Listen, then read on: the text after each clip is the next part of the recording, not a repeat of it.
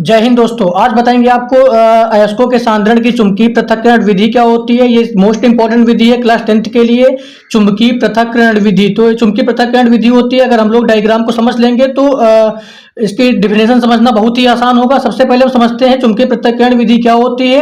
सबसे पहले इसमें दो चुंबकीय रोलर नुमा पहिए होते हैं, जिसमें एक पहिया चुंबकीय होता है व दूसरा पहिया अनुचुंबकीय होता है।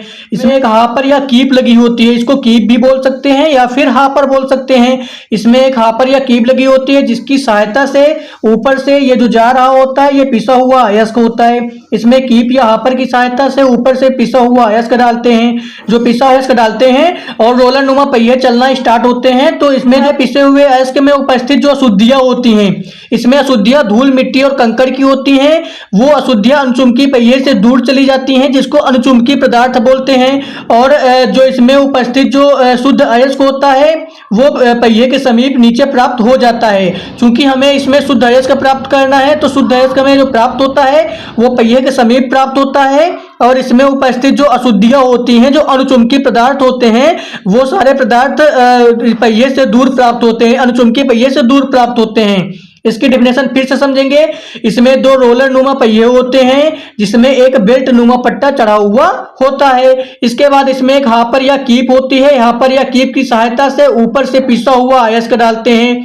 जो पिसा हुआ अयस्क होता है वो चुंबकीय पहिए से चलना प्रारंभ करता है और अनुचुंबकीय पहिए के पास जाता है। तो पिसे हुए अयस्क में उपस्थित जो अशुद्धियां होती हैं, जो अनुचुंबकीय पदार्थ होता है, वो पहिए से दूर चला जाता है, दूर प्राप्त हो जाता है। और जो पिसे हुए अयस्क में जो शुद्ध अयस्क होता है वो पहिए के समीप प्राप्त हो जाता है। अब इसकी समझेंगे परिभाषा क्या होती है। परिभाषा को हम लोग ऐसे पढ़ेंगे। विधि में दो रोलर नुमा पहिए होते हैं, जिसमें एक बेल्ट नुमा पट्टा चढ़ा होता है। इस विधि में ऊपर से एक कीप या हापर, उसको कीप बोल सकते हैं या फिर हापर बोल सकते हैं, कीप या हापर की सहायता से पिसा हुआ अयस्क ऊपर से डालते हैं।